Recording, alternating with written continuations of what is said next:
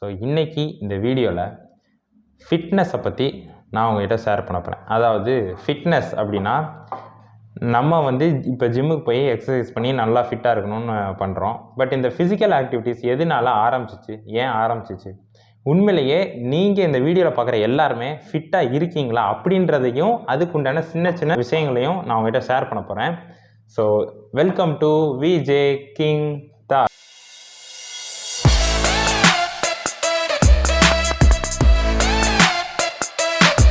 Physical activities எப்போ இருந்து நம்மளுக்கு ஸ்டார்ட் ஆக ஆரம்பிக்குது, அந்த டாப்பிக்லேருந்து ஃபஸ்ட்டு வருவோம்.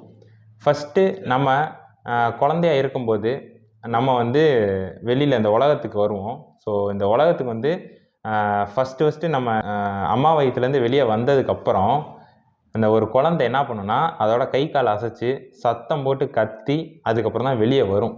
இப்படி வெளியே வந்துச்சுன்னா அந்த குழந்தை நல்ல ஆரோக்கியமான குழந்தை அப்படின்றத கன்சிடர் பண்ணுவோம். சப்போஸ் வெளியே அப்படி வரும்போது சத்தம் போடலைன்னா முதுகில் 4 தட்டு தட்டி அந்த குழந்தைய அழுக வச்சு அதுக்கப்புறம் தான் வந்து அம்மா கையிலே கொடுப்பாங்க. ஏன்னா ஒரு குழந்தை கை கால் அசைச்சு அது கத்திட்டு வந்து கை கால் அசைச்சா மட்டும்தான் அந்த குழந்தை ஆரோக்கியன்றதை சொல்கிறோம். ஸோ இப்படி இருக்கிற நம்ம அப்போவே வந்து நம்மளுக்கு ஃபிசிக்கல் ஆக்டிவிட்டீஸுன்றத ஸ்டார்ட் ஆயிடுச்சு. ஸோ நம்ம பிறக்க ஆரம்பிக்கும் போது, அதாவது இந்த உலகத்தில் வந்த உடனே நம்மளுக்கு ஆரம்பித்த அந்த ஃபிசிக்கல் ஆக்டிவிட்டீஸ் கடைசி வரை இருக்கணும். ஸோ இதை யார் தக்க வச்சுக்கிறாங்களோ அவங்க தான் ஆரோக்கியமான லைஃப்பை லீட் பண்ணுவாங்க. ஸோ ஆரோக்கியமான லைஃப்பை லீட் பண்ணுறாங்க அப்படின்னா அது வெறும் ஃபிசிக்கல் ஆக்டிவிட்டீஸ் மட்டும் கிடையாது. ஒரு லைஃப்பை லீட் பண்ணுறதுன்றது ஹெல்த் அண்ட் வெல்த், இது எல்லாமே முக்கியம். இதுக்கு மெயினான ரீசன் வந்து நம்மளோட எக்ஸசைஸ் தான், physical activities. So okay, physical ஆக்டிவிட்டீஸ்ன்றது இப்போ நம்ம குழந்தையிலேருந்து ஸ்டார்ட் ஆயிடுச்சு. இதை வந்து நம்ம புரிஞ்சுக்கிறது மூலயமா நம்ம வந்து இப்போ ஜிம்முக்கு போகிறோம், அதனால் நல்லா எக்ஸசைஸ் பண்ணுறோம், நல்லா ஃபிட்டாக வச்சுக்கணும்னு நினைக்கிறோம். பட் உண்மையிலேயே ஃபிட்னஸ் அப்படின்றது என்ன, அதை பற்றி பார்க்கலாம். ஃபிட்னஸ் அப்படின்னா நம்ம போயிட்டு வெயிட்டை தூக்கி ஹெவியான ஹைப்பர் லெவலில் ஆக்டிவேஷனான வெயிட்லாம் தூக்கி நான் பெரிய ஆள் அப்படின்னு நிரூபிக்கிறது பேர் ஃபிசிக்கலி ஃபிட்டு அப்படின்றத சொல்கிறாங்களே, அப்படி ஒரு விஷயமே கிடையாது. உண்மையிலே யார் ஃபிட்டு அப்படின்னு பார்த்தீங்கன்னா உங்களுக்குன்னு ஒரு பாடி ஸ்ட்ரக்சர் இருக்கும். அதாவது உலகத்தில் லட்சக்கணக்கான பில்லியன் கணக்கில் மக்கள் இருக்கும். எல்லாருக்குமே ஒரே மாதிரி உடம்பு இருக்கிறது கிடையாது, எல்லாருக்குமே ஒரே மாதிரி லைஃப் ஸ்டைலும் கிடையாது. ஆனால் எல்லாருக்குமே தனித்துவமான ஒரு பாடி ஸ்ட்ரக்சர் இருக்குது. அந்த பாடி ஸ்ட்ரக்சரை அழகாக வெறும் மசில் மட்டும் கெயின் பண்ணிவிட்டு நீங்கள் தசைகளை முறுக்கி நீங்கள் வந்து ஃபிட்டாக வச்சுக்கிறீங்க அப்படின்னாலே நீங்கள் வந்து ஃபிசிக்கலி ஃபிட்டு, அது ரொம்ப அழகாகவும் இருப்பீங்க பார்க்குறதுக்கு. இதை காட்டிலும் நீங்கள் பெருசாக வெயிட் தூக்கி இதை வந்து நான் ஃபிட் ஆகணும் அப்படின்றத பெரிய லெவலில் வெயிட் தூக்கணும் அவசியமே கிடையாது. அது எல்லாமே செகண்டரி தான். பட் மெயினான ரீசன் உங்களுக்குன்னு கொடுக்கப்பட்ட ஒரு பாடி ஸ்ட்ரக்சர் இருக்குங்களா, அந்த பாடி ஸ்ட்ரக்சரை அழகாக தொப்பை இல்லாமல் ஒரு சட்டை போட்டோன்னா அழகாக பார்க்கவே லுக்காக இருக்கிற அளவுக்கு நீங்கள் மாற்றி வச்சுக்கிட்டிங்கன்னா அதுதான் பார்க்குறதுக்கே அழகாக இருக்கும். அதுதான் ஃபிசிக்கலி ஃபிட். சரி, இப்போ ஃபிசிக்கலி நீங்கள் ஃபிட்டுன்னு சொல்லியாச்சு. ஃபிசிக்கலி ஃபிட்டாக இருக்கிறவங்க எப்படி இருப்பாங்க ஃபஸ்ட்டு, அதை பற்றி பார்க்கலாம். இப்போ வடிவேலோட அவங்களோட காமெடியெல்லாம் பார்த்தோன்னா அதில் ஒரு காமெடி இருக்கும். அது என்னன்னு எனக்கு சொல்ல தெரியல.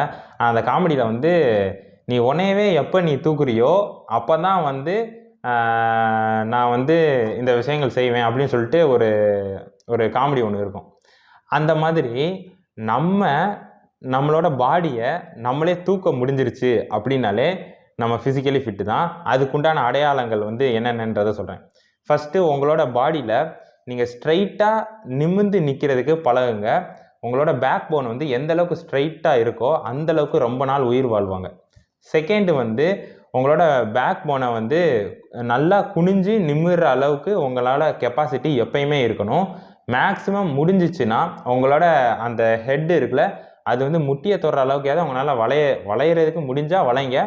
பட் மெயினானது வந்து உங்களோட பேக் போன் நல்லா ஸ்ட்ராங்காக ஸ்ட்ரைட்டாக தான் இருக்கணும். ஸ்ட்ரைட்டாக இருக்கிற மாதிரி உக்காந்து பழகுங்க, ஸ்ட்ரைட்டாக இருக்கிற மாதிரி நடங்க. அப்படி இருந்தீங்கனாலே முதல்ல நீங்கள் வந்து ஆரோக்கியமாக ஆரம்பிச்சிட்டிங்கன்னு அர்த்தம். அதை பார்த்தே கண்டுபிடிச்சா ஒரு நபர் ஆரோக்கியமாக இருக்கிறாங்க அப்படின்றதே அவங்களோட முதுகெலும்பை வச்சே கண்டுபிடிச்சலாம். செகண்டு, உங்களால் ஃபுல் சிட்டிங்காக உட்காந்து எந்திக்கணும். அதாவது ஸ்குவாடு போடுறோம்ல, ஸ்குவாடு எக்ஸசைஸ். அந்த ஸ்குவாட் எக்ஸசைஸில் உங்களோட பேக் போன் முன்னாடி சாயாமல் உங்கள் பேக் போன் ஸ்ட்ரைட்டாக இருந்துட்டு நீங்கள் ஃபுல்லாக உக்காந்து எந்திச்சிங்க அப்படின்னாலே நீங்கள் ஃபிசிக்கலி ஃபிட்டு தான். அதுக்கப்புறம் தேர்ட் என்னென்னா புல்லப் வடிவேல் அவங்க காமெடியில் சொன்ன மாதிரி நீங்கள் வந்து உங்களோட உடம்பை தூக்க முடியணும். ஸோ ஃபிசிக்கலாக நீங்கள் உங்கள் 2 ஹேண்டையும் வந்து ஒரு பெரிய ராடில் மேலே ஏதாவது ஒரு ராடோ இல்லை ஏதோ ஒரு இடத்த பிடிச்சிட்டு உங்கள் பாடியை நீங்கள் தூக்க முடிஞ்சுன்னா, அதாவது புல்லப்ஸ் நீங்கள் எடுத்தீங்க அப்படின்னா நீங்கள் ஃபிசிக்கலி ஃபிட். அதுக்கப்புறம் உங்களோட பாடியை உங்களால் தள்ள முடிஞ்சுன்னா, அதாவது நம்ம செஸ்ட்டுக்கு ஒர்க் அவுட் போடுவோம்ல புஷ்அப், அந்த மாதிரி நீங்கள் புஷ்அப் போட்டிங்கனாலே நீங்கள் ஃபிசிக்கலி ஃபிட். இதுக்கப்புறம் தான் நீங்கள் ரன்னிங் ரேஸை ஓடுறதா இருக்கட்டும், நீங்கள் 10 கிலோ தூக்கி இறக்குறதா இருக்கட்டும், இது எல்லாமே இதுக்கப்புறம் தான். ஃபஸ்ட்டு என்னதுன்னா, நான் சொன்ன மாதிரி உங்களோட பேக் போன் ஸ்ட்ரைட்டாக இருக்கணும். செகண்ட் என்னதுன்னா, நீங்கள் நல்லா உட்காந்து எந்திக்க தெரிஞ்சிருக்கணும். உட்காந்தாலே என்னால் எந்திக்க முடியாது அப்படின்றத சொல்லக்கூடாது. உட்காந்து உங்களால் எந்திக்க முடியணும். அப்போ தான் ஃபிசிக்கலி ஃபிட். தேர்ட் என்னன்னு பார்த்தீங்கன்னா, உங்களால் புல்லப் எடுக்க தெரியணும். ஃபோர்த் என்னென்னா புஷ்அப் எடுக்க தெரியணும். இந்த 4 விஷயமும் உங்களால் பண்ண முடிஞ்சுன்னா நீங்கள் ஃபிசிக்கலி ஃபிட் ஆகிடுவீங்க. இதுக்கப்புறம் நீங்கள் வெயிட் தூக்கலாம். ஃபிட்னஸ் அப்படின்னு வந்துட்டாலே இந்த 4 விஷயம் உங்களால் செய்ய முடிஞ்சுனாலே நீங்கள் ஃபிசிக்கலி ஃபிட்டு தான்.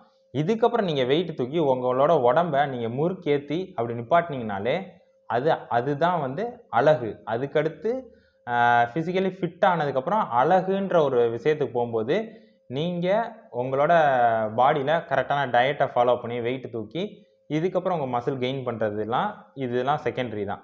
ஸோ ஃபஸ்ட்டு வந்து உங்களால் இந்த ஒரு 4 விஷயத்தை செய்ய முடியுமான்னு பாருங்கள். இந்த 4 விஷயத்தை செஞ்சிங்கன்னா நீங்கள் ஃபிசிக்கலி ஃபிட் ஆகிடுவீங்க. ஸோ இதுதான் வந்து நான் சொல்லணும்னு நினச்சேன். ஸோ இப்போ புரிஞ்சிருக்குன்னு நினைக்கிறேன். ஸோ இதுக்கப்புறம் நீங்கள் வந்து மசில் கெயின் பண்ணுறது இது எல்லாமே அடுத்த லெவல் தான். ஃபஸ்ட்டு இந்த 4 விஷயத்தை ஃபாலோ பண்ணுங்கள். இந்த 4 விஷயத்தை ஃபாலோ பண்ணதுக்கப்புறம் நீங்கள் வெயிட் தூக்கி அழகாக வந்து ஒரு சட்டை போட்டால் நீங்கள் பார்க்க அழகாக இருக்கிற அளவுக்கு நீங்கள் உங்களை மாற்றுங்க. அப்புறம் ஏன் வெயிட் பண்ணுறீங்க? உடனே நீங்கள் ஜிம்முக்கு போங்க.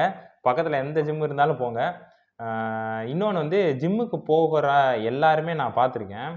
என்னென்னா எனக்கு வந்து ஜிம்மு இந்த மாதிரி தான் இருக்கணும், அந்த மாதிரி இருக்கணும் அப்படின்னு சில பேர் கற்பனை பண்ணிட்டு வருவாங்க. சில பேர் வந்து ஃபைனான்ஸ் ரீதியாக ஜிம்மு இவ்வளோ காசு கூட இருக்கும் அப்படின்னு நினச்சிட்டும் வருவாங்க.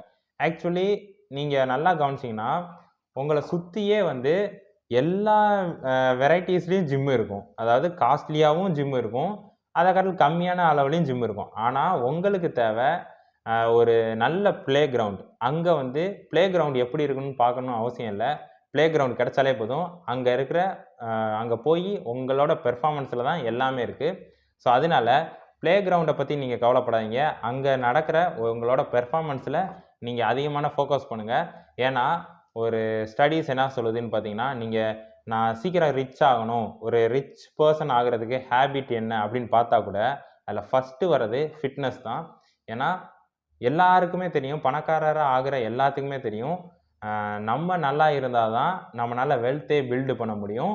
ஸோ அதனால நீங்கள் சக்ஸஸ்ஃபுல் பீப்புள் அப்படின்ற லிஸ்ட்டில் வரணும் அப்படின்னு நினச்சிங்கன்னா உடனடியாக உங்கள் வீட்டு பக்கத்தில் இருக்க ஜிம்முக்கு போங்க. அது ஆணாக இருந்தாலும் சரி பொண்ணாக இருந்தாலும் சரி. நம்ம வீடியோவில் ரெண்டு பேருமே பார்க்குறீங்க. ஸோ அதனால வந்து நீங்கள் 2 பேருமே சக்ஸஸ்ஃபுல்லாக வர்றதுக்கு ஃபஸ்ட்டு உங்களோட ஃபிசிக்கலை ஃபிட்டாக வச்சுக்கோங்க.